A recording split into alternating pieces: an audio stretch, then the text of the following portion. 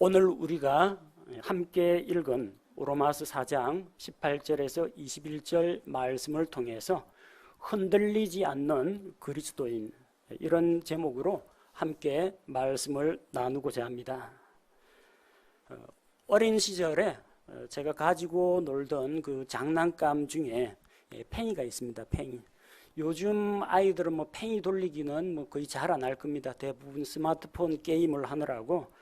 근데 우리 때는 장난감을 가지고 직접 몸을 움직여 가면서 노는 그런 놀이들을 많이 했습니다. 팽이도 두 종류가 있는데요.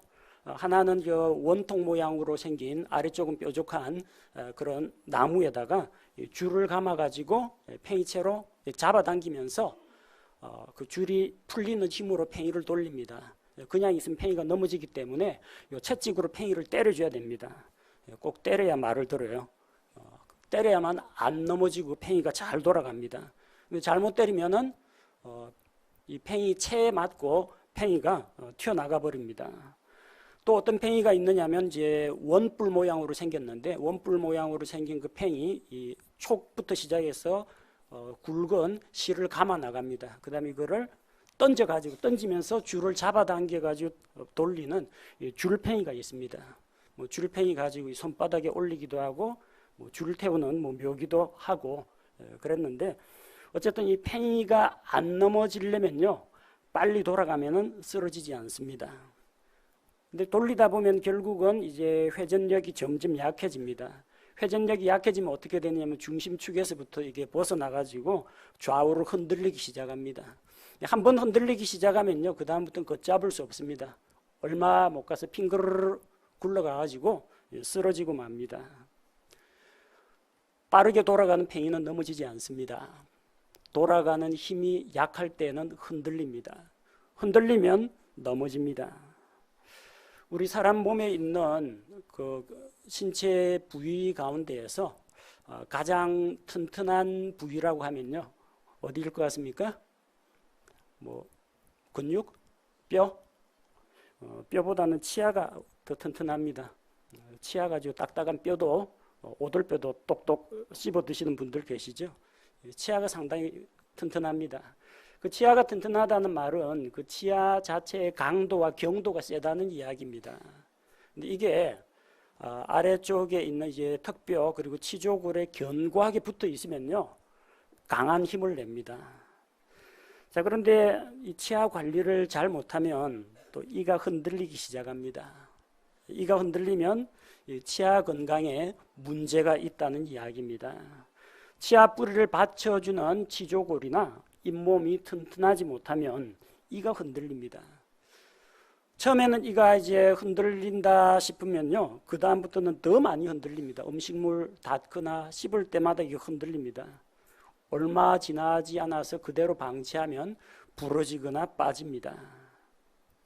견고하게 뿌리를 내리고 잇뿌리를 내리고 있을 때에는 강한 힘을 내는 치아지만, 이게 흔들리기 시작하면은 치아가 제 아무리 강도가 좋고 경도가 세고 그래도 소용이 없습니다.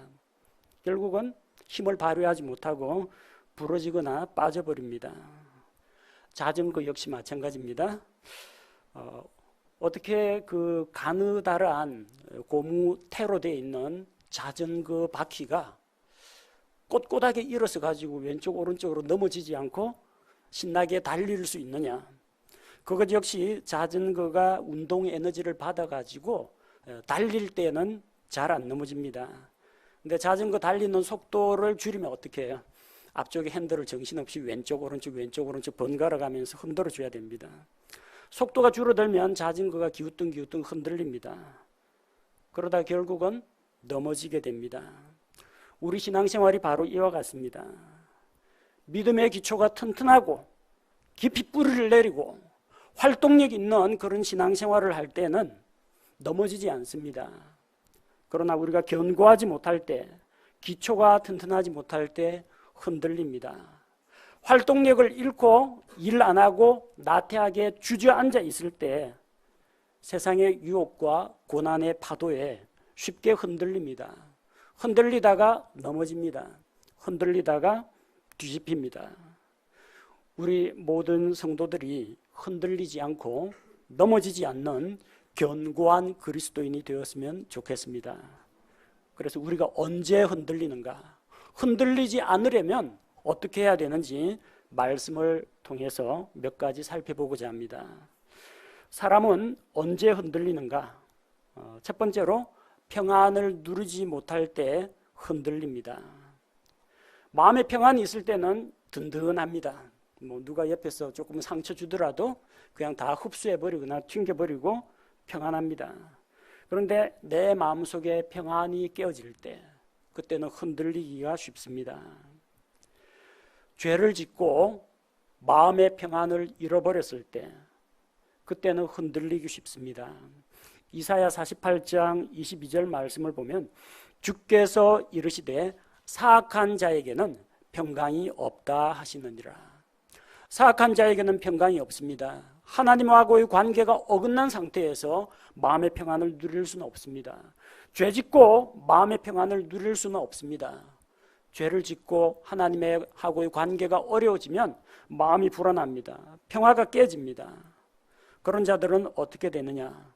이사야 57장 20절 말씀처럼 그러나 사악한 자들은 안식하지 못할 때, 평안이 깨졌을 때 속에 물들이 진흙과 오물을 내는 요동하는 바다 같으니라. 죄짓고 안식하지 못할 때, 마음의 평화가 깨졌을 때 마치 요동치는 바다와 같습니다. 바다가 언제 요동칩니까? 항상 요동칩니다. 바람이 불어가지고 파도가 거세게 일어나는 때도 있지만 바닷가 가보십시오. 밀물과 썰물이 주기적으로 오락가락하면서 파도가 몰려왔다 물러갔다 계속 움직입니다. 그러면서 그 속에 있는 진흙이나 오물이나 해초 찌꺼기나 이게 백사장으로 밀려 나옵니다. 자기가 하는 일이 잘 풀리고 형통할 때는 괜찮습니다. 웬만큼 타격을 입더라도 마음이 동요하지 않습니다. 일이 잘 풀리지 않을 때 마음의 평안을 누리지 못하면 출렁이는 바다처럼 요동하게 됩니다. 평소에는 그 밑에 진흙과 오물이 있는 줄도 몰랐는데 마음의 평안이 깨지면요, 속에서 그동안에 쌓였던 원망과 불평과 이런 것들이 다 밖으로 튀어나오게 됩니다. 왜 그렇습니까? 마음의 평화가 깨어졌기 때문입니다. 마음의 평화가 깨진 사람은 흔들리기 쉽습니다. 요동하기 쉽습니다. 두 번째로 마음속에 근심과 염려가 가득할 때 마음이 흔들립니다. 걱정, 근심 많은 사람 쉽게 요동합니다. 마음속에 고민거리가 많은 사람은 이 팔랑귀라 그러죠. 이 사람 말 들으니까 이런 걱정이 생기고 저 사람 말 들으니까 또 저런 것 같고 뭔가 마음이 안정되지 못합니다. 남유다 왕국이 북쪽 이스라엘과 대치하고 있을 때 일입니다. 이사야 7장 2절에 보니까 어떤 이가 다윗의 집에 고하여 이르되, 남유다 왕국의 소식을 전했는데 북쪽에 있는 시리아 왕국이 에브라임과 북이스라엘 왕국과 동맹을 맺었다 합니다. 그러자 왕의 마음과 유다 왕의 마음과 그의 백성의 마음이 숲의 나무가 바람에 흔들리는 것까지 흔들리니라. 평화의 시기에는 마음이 흔들리지 않습니다. 그런데 북이스라엘이 자기를 침범하지 않을까 걱정을 했는데 북이스라엘이 뒷배경에 시리아 왕국을 등에 업었습니다. 시리아와 북이스라엘이 동맹을 맺었습니다. 이제 남유다를 압박할 거라는 걱정 때문에 마음의 평화가 깨졌습니다. 걱정이 생겼습니다. 숲의 나무가 바람에 요동치는 것처럼 심하게 흔들렸습니다. 대부분의 사람들은 마음속에 염려, 걱정을 한두 가지 정도는 품고 살아갑니다. 그게 당장 눈앞에 닥친 걱정거리이건 아니면은 아직까지 일어나지 않은 사건에 대한 것이건 간에 어쨌든 마음속에 그런 걱정과 근심이 있으면 마음이 불안합니다. 마음이 불안해서 두려움이 생깁니다. 이때 마음이 요동치기가 쉽다는 겁니다. 어떻게 하면 마음의 평안을 누릴 수 있습니까? 걱정과 염려를 벗어버려야 됩니다. 진짜 걱정해야 될 거리가 있는데 그냥 천하태평 무사안일주의에 빠져가지고 잊어버리고 살라는 이야기가 아닙니다. 걱정과 근심을 맡겨야 됩니다. 누구한테요? 하나님께 맡겨야 됩니다. 하나님께 염려, 걱정을 맡기고 북이스라엘이 군비 강화를 하건 시리아와 동맹을 맺건 상관없이 하나님의 보호하심을 굳게 믿고 있으면 흔들리지 않을 수 있습니다. 하나님의 보호를 믿을 때 우리가 하나님을 신뢰함으로 안정을 누릴 수가 있습니다. 여러분 마음속에 걱정이나 근심이 있습니까? 그것 때문에 마음이 흔들립니까? 흔들리지 않는 굳센 마음은 우리의 의지에서 나오는 게 아니라 우리 자신이 주님께 견고히 붙어 있을 때 안정될 수가 있습니다. 세 번째로 언제 흔들리느냐? 믿음이 부족할 때 흔들리기 쉽습니다. 바람이 불면 나무가 흔들립니다. 가벼운 바람에도 풀줄기 식물들 있죠. 초본 식물들 1년생짜리 코스모스 같은 것들 이건 바람 불면 그냥 흔들립니다. 산들바람에도 흔들립니다. 그러나 마을 어귀에 수백 년 묵은 느티나무, 떡갈나무 이거는 웬만한 미풍이 불어가지고는 뭐 잎사귀나 팔랑거릴까 나무 가지도 꼼짝 안 합니다. 거센 태풍이 불면 나무까지는 흔들립니다. 그러나 본체는 땅에 깊이 뿌리를 받고 있기 때문에 흔들리지 않습니다. 왜 사람들이 흔들리느냐? 믿음의 뿌리를 깊이 내리지 못했기 때문입니다. 왜 흔들리느냐? 이 치아가 잇몸, 치족을 하고 긴밀하게 연결되지 못하고 새가 떠거나 밑에 잇뿌리에 충치가 생겨가 벌레가 먹었거나 이럴 때 흔들리는 것처럼 우리 믿음이 주님께 견고하게 뿌리를 내리지 못했을 때 흔들립니다. 우리 믿음의 기초에 뭔가 작은 벌레가 먹거나 썩어 들어가기 시작했을 때 흔들릴 수가 있습니다. 믿음이 부족한 자들 마음에 의심이 생깁니다. 그래서 흔들립니다.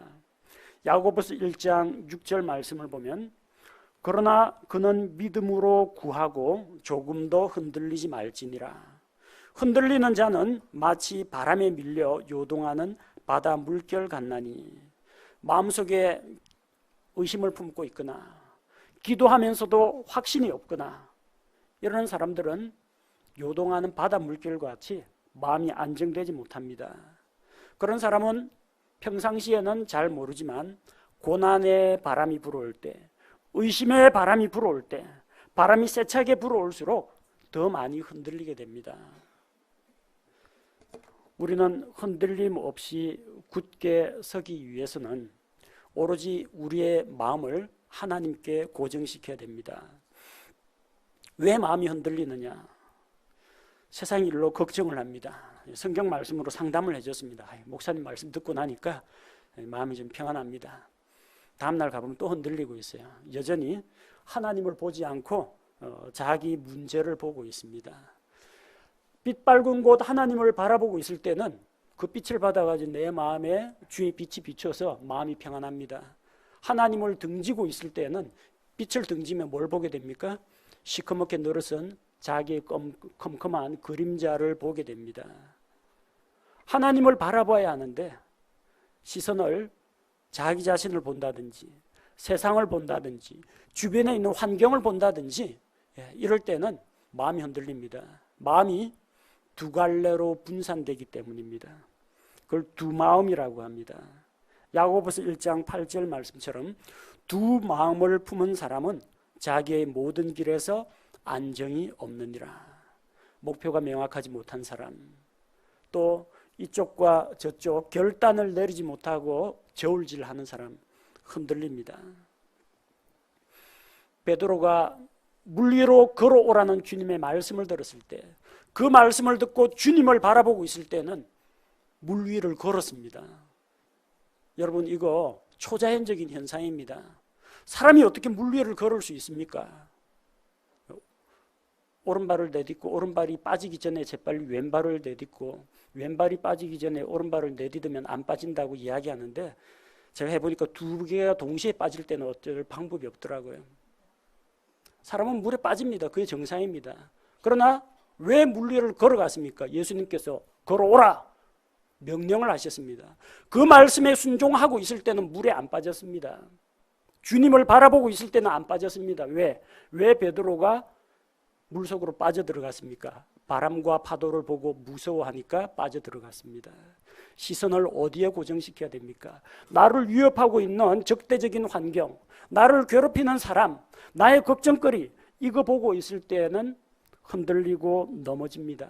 시선을 하나님께 고정시켜야 합니다.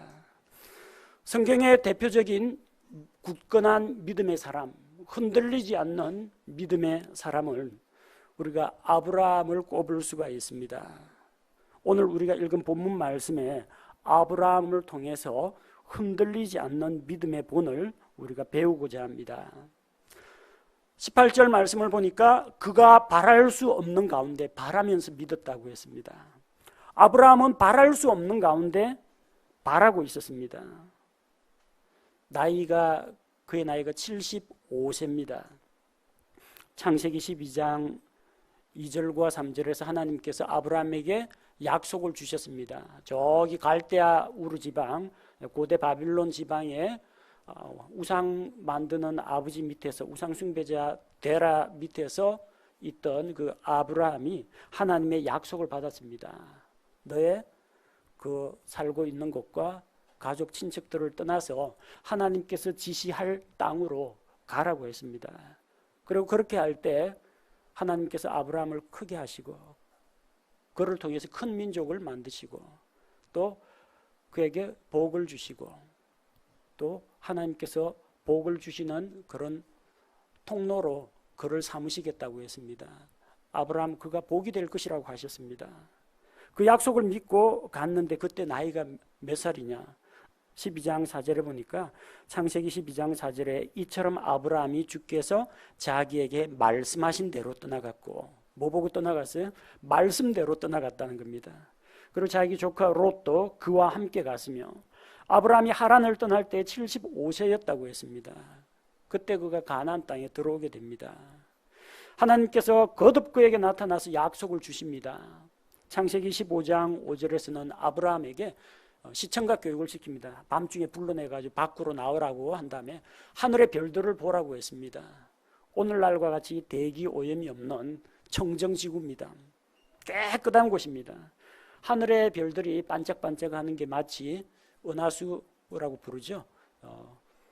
강물이 흘러가는 것처럼 그렇게 휘황찬란한 별들, 셀 수가 없습니다. 하늘의 별들을 셀 수 있거든 세어보라. 내 시가 그와 같으리라. 아브라함의 후손이 하늘의 별과 같이 높고 영화롭게 또 그 숫자가 별과 같이 많아진다는 약속입니다. 당장 아들이나 딸이나 자식 하나 없는 아브라함에게 하나님이 약속을 주셨습니다. 하나님께서 하늘의 별들처럼 많은 자손을 주려면 그 이전에 최소한 아들 하나는 있어야 됩니다. 하지만 아브라함과 사라에게는 자식이 없었고 자식을 낳기에는 너무 늙었습니다. 그는 감히 바랄 수 없는 상황에서 하나님의 말씀을 믿었습니다. 그러나 아브라함이 자기 자신과 환경을 바라볼 때에는 흔들리게 됩니다. 이제 75세에 그 약속을 받고 10년이 지났습니다. 하나님의 약속이 이루어지기를 기다렸습니다. 10년 동안 기다렸는데 응답이 없습니다.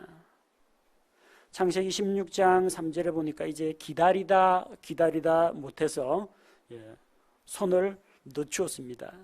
아브라함의 아내 사레가 자기 하녀 이집트 사람 하가를 데려다가 자기 남편 아브라함에게 주어 그의 아내가 되게 한 때는 아브라함이 가나안 땅에 거한 지 10년이 지난 뒤였더라. 마음속에 의심이 찾아왔습니다. 열심히 하나님의 때를 기다렸는데 10년 지나도 반응이 없습니다. 여러분 기도 제목 하나 가지고 10년 동안 기도해 보신 분 있습니까? 10년 동안 기도했는데 기도 응답이 없다. 손을 놓을 만도 합니다. 그게 우리 사람의 한계입니다. 10년 동안 그렇게 기다렸으면 제가 보기에는 좀 많이 기다린 겁니다. 무엇이 아브라함을 흔들어 놓았습니까? 그를 흔들어 놓은 것은 10년이라는 시간이었습니다. 75세의 약속을 받았는데 85세가 되도록 그 약속이 이루어지지 않았다는 겁니다. 물론 하나님의 시간표는 아직까지 완성이 되지 않았지만 인간의 시야로 볼 때 10년간 기다리는 것도 무척 힘들었을 거라고 생각합니다. 또 무엇이 그를 흔들어 놨습니까? 기다림에 지쳐서 흔들리고, 또 하나는 자기 아내가 자기 남편 아브라함을 흔들어 놓았습니다. 사라는 아무리 기다려도 임신할 기미가 안 보입니다. 남편하고 부부 금슬도 좋습니다. 10년 동안 같이 한 집에서 한 지붕 밑에서 같이 자는데도 아이가 안 생깁니다. 사라가 먼저 포기했습니다. 여보 아무래도 안 되겠어 이거. 그러니까 나 대신 내 몸종 여종을 줄 테니까 여종을 첩으로 맞이하라고.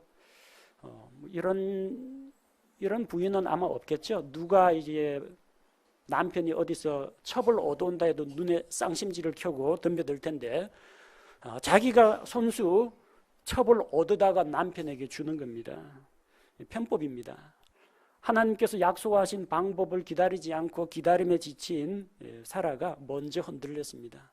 이렇게 해서라도 대를 이어갑시다. 그 제안입니다. 같은 믿음을 가진 아내가 흔들리니까 남편도 따라 흔들립니다. 자매님들 역할이 상당히 중요합니다. 보통 남자들은 강한데요. 옆에서 여자가 흔들면 흔들립니다. 그거는 옛날 우리 조상 아담도 마찬가지고요. 저도 마찬가지입니다. 아내가 저를 흔들어 놓으면 저도 흔들립니다. 자매님들 처신을 잘 하셔야 됩니다. 내가 남편을 세워주는 자가 되느냐, 넘어뜨리는 자가 되느냐, 어떤 일에 쓰임 받을 것인지. 결혼한 자매님들의 신분이 무엇입니까? 남편을 돕는 합당한 조력자입니다. 도와주고 세워주고 붙잡아줘야 됩니다. 남편이 흔들릴 때 붙잡아줘야 됩니다. 그게 여러분 역할입니다. 여러분이 여러분 남편을 흔들어 놓으면 안 됩니다. 10년 동안 기다리다 지쳐가지고 마침내 첩을 얻어서라도 아들을 얻겠다는 이런 편법을 사용했습니다. 그렇지만 하나님께서는 여종의 몸에서 난 것은 종이라고 하셨습니다. 사라의 몸을 통해서 난 아브라함의 아들이 약속의 아들이라고 하셨습니다. 아브라함 나이가 이제 100세가량 되었습니다. 100세가량 되니까 오히려 흔들리지 않습니다.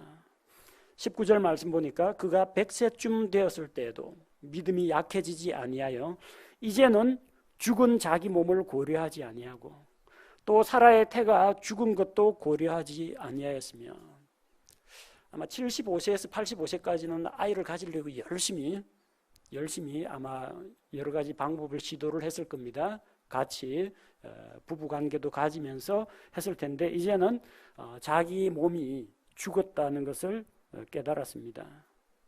생명을 심는 능력, 생식력이 이제 다 됐다는 걸 스스로 깨달았습니다.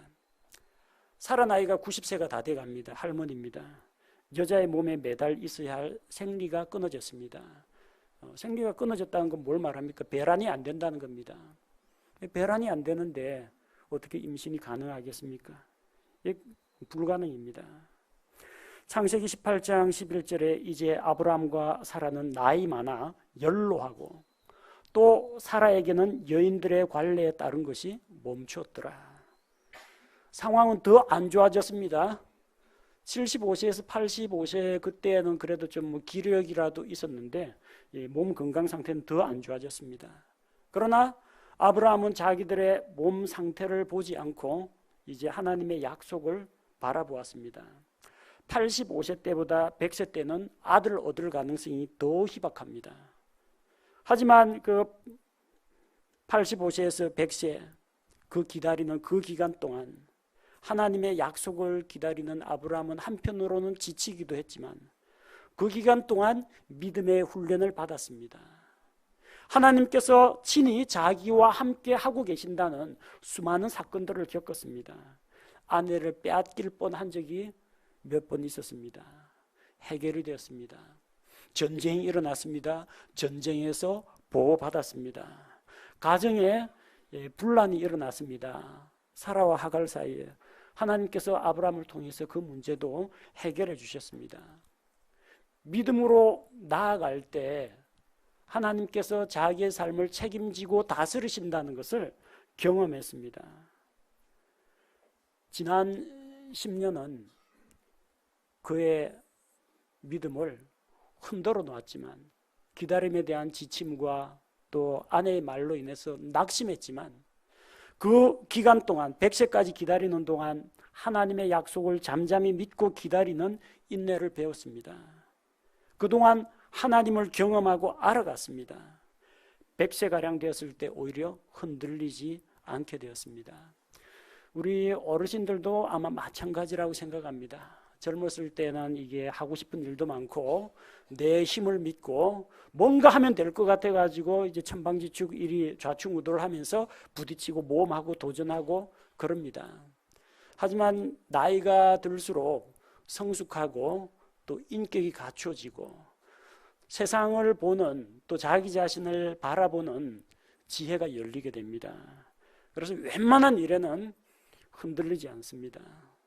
무슨 말을 듣더라도 별로 크게 충격을 받지 않습니다. 그렇게 튼튼하게 흔들리지 않는 믿음의 사람으로 아브라함은 세워져 갔습니다. 하나님의 약속의 말씀을 믿지 않을 때는 흔들렸습니다. 20절 말씀에 보니까 믿지 아니함으로써 하나님의 약속에 관하여 흔들리지 아니하고, 믿지 않으면 흔들리는데 아브라함은 그 믿지 않는 그 불신, 의심을 버리게 됩니다. 오히려 믿음이 강해져서 하나님께 영광을 돌렸다고 했습니다. 말씀을 믿지 않거나 말씀을 의심할 때 우리 마음이 흔들립니다. 그러나 하나님의 약속을 믿는 자는 흔들리지 않는 성도가 됩니다. 21절에 그분께서 약속하신 것을 그분께서 또한 능히 이행하실 줄로 온전히 확신하였으니. 누가 약속했어요? 그분께서. 그분이 누구예요? 하나님께서 약속했습니다. 그럼 누가 약속을 이행합니까? 하나님이 이행하십니다. 능력의 하나님께서 약속을 이행하십니다. 거짓말하지 아니하시는 하나님께서 약속을 이행하십니다. 신실하신 하나님께서 약속을 이행하십니다. 약속의 내용은 정말 자기가 생각해도 황당한 이야기지만 약속하신 분이 믿음직스럽기 때문에 하나님의 말씀을 믿었습니다. 그래서 믿음이 강해져서 하나님께 영광을 돌리고 주께서 약속을 이행하실 것을 확신했습니다. 아브라함은 약속의 말씀을 믿고 확신함으로 흔들리지 않았습니다. 하나님의 약속에 관하여 흔들리지 아니하고 믿음이 강해져서 하나님께 영광을 돌리는 그리스도인이 되어야 합니다. 우리 삶 가운데 우리가 흔들리지 않는 그리스도인이 되려면 어떻게 해야 하느냐? 첫 번째로 주님을 나의 삶에 모셔드려야 합니다. 나는 흔들리더라도 주님이 흔들리지 않기 때문입니다. 선착장에 정박해 있는 배는 물결 따라 바람 따라 좀 흔들립니다. 그래도 안 떠내려갑니다. 왜? 튼튼한 그 테라포드 혹은 튼튼한 말뚝에, 그리고 콘크리트가 지지하는 그 말뚝에 배를 메어 놓으면요, 흔들리긴 하지만 배가 떠내려가지는 않습니다. 우리는 연약합니다. 그러나 견고하고 흔들리지 않는 반석 같은 주님, 그 주님을 내가 모시고 있을 때 흔들리지 않습니다. 시편 16편 8절, 내가 주를 항상 내 앞에 모셨나니 그분께서 내 오른편에 계심으로 내가 흔들리지 아니하리로다. 내가 내 앞에 주님을 모시고 있을 때 흔들리지 않게 됩니다.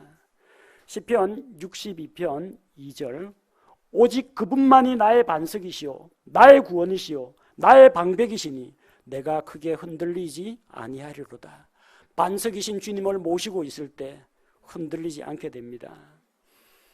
보통 유람선 타거나 그럴 때 그 배를 이 선착장에 대놨는데도요, 배 타려면 이게 흔들립니다. 배를 탈 때 그래서 어린아이들이 있으면 그쪽에 그 선원이 손을 붙잡아 가지고 무사히 이 난간을 넘어갈 수 있도록 붙잡아 줍니다. 다리는 부들부들 떨리고 배는 흔들흔들 하는데 어쨌든 무사히 배 안으로 옮겨다 주고 육지에 내릴 때도 손 붙잡고 내려줍니다. 주님께서 바로 그와 같이 내 오른편에 계시면서 내가 흔들리지 않게, 바다에 떨어지지 않게 붙잡아 주시고 내 발을 반석 위에 세워서 흔들리지 않게 해주신다는 겁니다. 흔들리지 않으려면 여러분의 삶 가운데 예수 그리스도를 모셔드리시기 바랍니다. 두 번째는 하나님을 신뢰할 때 흔들리지 않습니다. 시편 21편 7절 말씀에 왕이 주를 신뢰하오니 지극히 높으신 이의 긍휼로 인하여 흔들리지 아니하리이다. 주를 신뢰하오니 흔들리지 아니하리이다. 하나님을 신뢰할 때 우리가 흔들리지 않습니다. 구원받은 그리스도인들은 모두 주님을 마음에 모셔드린 자들입니다. 그런데 구원받은 그리스도인들이 왜 흔들리느냐? 왜 흔들립니까? 삶 가운데에서 주님을 자기 삶 가운데로 초청하지 않았기 때문입니다. 나의 구원자로는 내가 믿고 받아들였는데 내 삶의 전반적인 각 영역마다 주님을 모셔드리지 않았기 때문입니다. 예수님의 제자들은 오병이어의 기적을 주님께서 베푸신 다음에 바다 건너편으로 건너가라고 했습니다. 분명히 주님께서 가라고 해서 갔습니다. 배를 타고 가는데 풍랑을 만났습니다. 근데 열심히 노를 젓고 물을 퍼내는데 풍랑 때문에 배가 뒤집힐 것 같습니다. 예수님께서는 제자들과 함께 배에 타시긴 했는데 예수님은 자고 있었습니다. 하루 동안에 일이 아마 엄청 많았던 모양입니다. 뱃전에 누워가지고 그 폭풍우가 치는 속에서도 잠을 잘 수 있다는 것은 잠꾸러기가 아니라 너무나 힘들고 피곤한 나약한 육신을 가지셨기 때문입니다. 제자들은 자기 노력으로 배를 제어하려고 했습니다. 예수님은 목수 출신입니다. 지상에서는 예수님일지 몰라도 바다에서는 우리 어부들이다. 갈릴리 바다에서 잔뼈가 굵은 우리 어부가 이 배를 제어 못하면 누가 배를 제어하랴. 열심히 키 잡고 노 젓고 온갖 방법을 동원했습니다. 배에 물 들어옵니다. 물 퍼냅니다. 나중에 결국 항복했습니다. 배가 물에 잠길 것 같습니다. 제자들이 마지막으로 채택한 방법이 뭡니까? 예수님 깨워라. 예수님 깨웁니다. 예수님 어찌하여 주무시나이까? 우리가 죽는 것을 그냥 내버려 두십니까? 예수님이 일어납니다. 그리고 바람과 파도를 명령해서 잔잔하게 만드십니다. 역사적으로 일어났던 사실입니다. 비유나 상징이 아니라 진짜 그런 일이 일어났습니다. 갈릴리 바다 한가운데에서. 우리는 그 역사적인 사실에서 배울 점을 찾아야 됩니다. 예수님을 내 마음에 구원자로 영접했습니다. 그 예수님 주무시고 계시지 않습니까? 예수님 오늘 저 친구 만나러 가는데 잠깐만요. 좀 예수님한테 소개시키고 싶지 않은 좀 친구인데 좀 죄송합니다만 오늘 밤에 좀 화투판이 큰 판이 좀 벌어진다는데 예수님 좀 잠깐만 좀 주무시고 계세요. 괜히 간섭하고 양심에 찔리게 하지 말고. 한 구석에 예수님 주무시게 하고 그래놓고 예수님 나 영접했다. 예수님 모셨다. 제자들도 배에다 예수님 모셨습니다. 예수님 모신 배도 풍랑 만납니다. 언제 문제가 해결돼요? 예수님이 깨어나야 됩니다. 여러분 마음속에 영접하신 예수님은 깨어서 여러분과 동행하고 계십니까? 아니면 골방에 가다 놨습니까? 예수님 잠재워 놨습니까? 여러분 우리 안에 계신 예수님은 주무시게 하고 내 힘으로 물 퍼내고 있지 않습니까? 예수님 깨울 생각은 안 하고 노 젓고 키 잡고 발악을 하고 있지는 않습니까?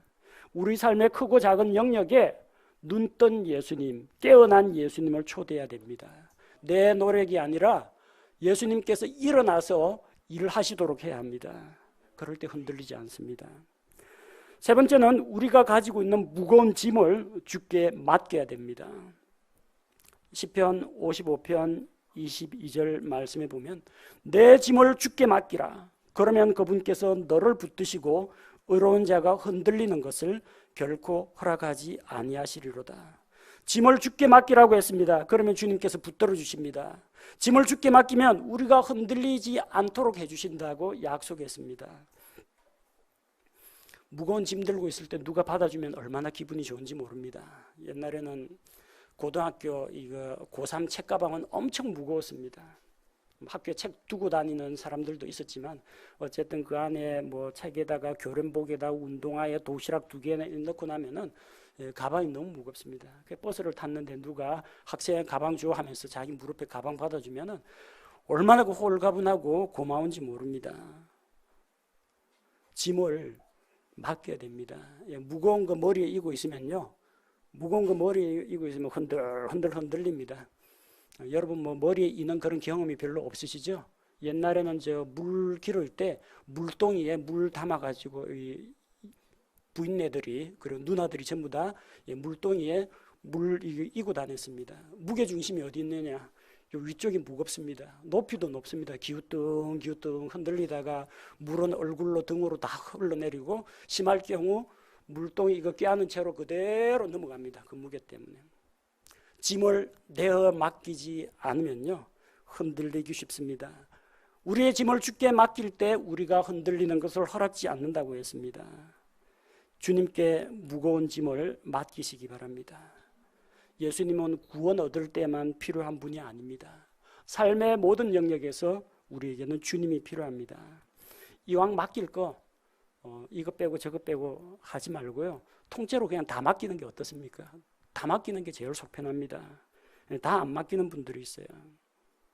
어떤 할머니가 이제 무거운 보따리를 머리에 이고 가길래 그 뭐 자가용 타고 지나가는 어떤 분이 차 세우고 할머니를 태워줬어요. 뒷좌석이 편안히 타시라고. 근데 미러를 보니까 뒷자리에 있는 할머니가 머리에 보따리를 이고 있어요. 아, 할머니 이왕 타셨거든 그 뒷자리에 그 짐 내려놓으십시오. 그냥 편안하게 가시라고.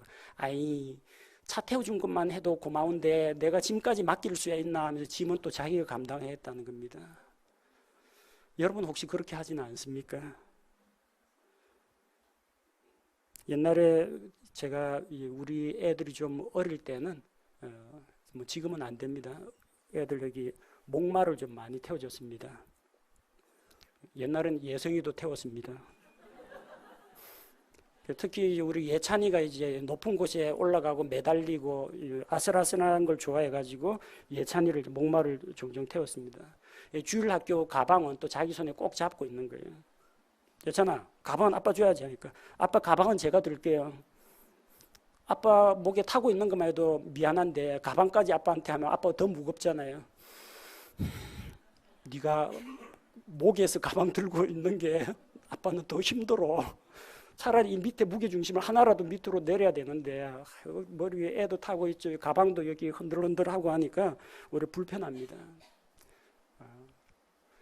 아빠 이것만은 제가 들게요. 하나님 아버지 이것만은 제가 들게요. 우리 딴에는 하나님을 많이 생각하고 배려한다고 하는 겁니다. 하나님 참 이게 제가 송구스럽게 이것까지 제가 주님 앞에 맡기기는, 저희 부부 문제는 저희가 알아서 할게요. 하나님 이것만은 좀, 하나님 이거는 제가 알아서 할 테니까 이건 좀 타치하지 마십시오. 이런저런 이유로 안 맡기는 것들이 있다는 겁니다. 그러니까 흔들리는 거죠. 짐이 무거워서 흔들리는 겁니다. 감당 못할 거, 손은 부들부들 떨리고 무게중심은 못 잡고. 이왕 맡길 거 통째로 다 맡기기 바랍니다. 무거운 짐을 주께 맡겨야 흔들리지 않습니다. 그 다음 우리가 흔들리지 않는 그리스도인이 되려면 바른 교리의 뿌리를 내리고 성도의 교제 안에 있어야 됩니다. 사도행전 2장 42절 말씀을 보면 예루살렘 교회 성도들입니다. 그들이 흔들리지 아니하며 사도들의 교리와 교제 안에 머물고 빵을 떼며 기도하더라. 초대교회 예루살렘 교회는 환난과 핍박이 많았습니다. 요즘 누가 우리 뭐 성경책 읽는다고 잡아갑니까? 전도한다고 뭐 붙잡아가고 감옥에 가두기를 합니까? 그 당시는 예수님 믿고 있다는 그 이유 하나만으로도 붙잡혀가고 매맞고 고문당하고 투옥당했습니다.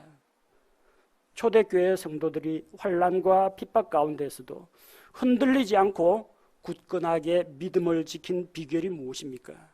그들이 사도들이 가르치는 교리에 믿음의 뿌리를 내리고 성도의 교제 가운데서 보호받았기 때문입니다. 믿음의 뿌리가 견고하게 내려질수록, 말씀에 깊이 뿌리를 내릴수록 우리 주님께, 반석이신 주님께 견고하게 붙어 있을수록 튼튼합니다. 흔들리지 않습니다. 홀로 있으면은 쉽게 흔들립니다. 풀줄기 식물들 외따로 홀로 있으면 바람 맞으면 꺾입니다. 그러나 빽빽하게 심어놓은 이런 곡식들이라든지 서로서로 의지하고 있는 이런 가느다란 줄기지만 갈대 같은 경우 밑에서 서로 뿌리를 붙잡아 줍니다. 마치 대나무들처럼 잔뿌리들이 서로 얽히고 설켜가지고 서로가 서로를 붙잡아 주기 때문에 바람에 뽑혀 날아가지 않습니다. 우리 교회 성도들, 같은 믿음으로 연합한 우리 그리스도인들이 서로 붙잡아 주고 서로 바람막이가 되어주고 서로 세워주는 가운데에서 흔들리지 않게 세워줄 수가 있습니다. 바른 교리, 진리의 말씀을 잘 배워야 합니다. 그래야 거짓말에 속아 넘어가지 않습니다. 에베소서 4장 14절 말씀을 보니까 이것은 우리가 이제부터 더 이상 아이가 되지 아니하여 사람들의 속임수와 몰래 숨어서 속이려 하는 자들이 사용하는 간교한 술수로 말미암아 교리의 모든 바람에 이리저리 흔들려 밀려다니지 아니하고, 어린아이는 아직까지 아는 게 적기 때문에 어른들이 적당히 거짓말하면은 속아 넘어갑니다. 속기 쉽습니다. 유혹을 받아서 끌려가기 쉽습니다. 어린아이가 돼서는 안 됩니다.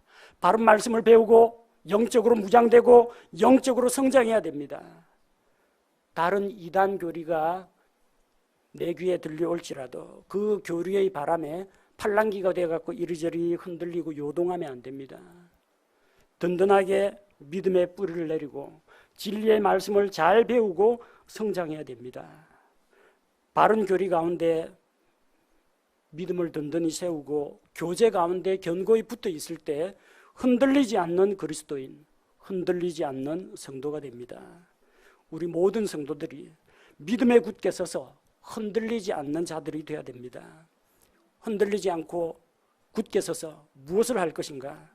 고린도전서 15장 58절 말씀처럼 그러므로 내 사랑하는 형제들아 너희는 굳게 서서 흔들리지 말고 항상 주의 일을 넘치게 하라. 너희 수고가 주 안에서 헛되지 않은 줄 너희가 아느니라.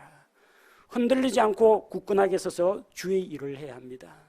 흔들리지 않고 굳건하게 서서 연약한 자를 붙잡아 줘야 합니다. 흔들리지 않고 굳게 서서 믿음으로 하나님께 영광을 돌리는 삶을 살아야 합니다. 우리 모든 성도들이 흔들리지 않는 그리스도인들이 되기를 원하며 우리 하나님께 기도하겠습니다.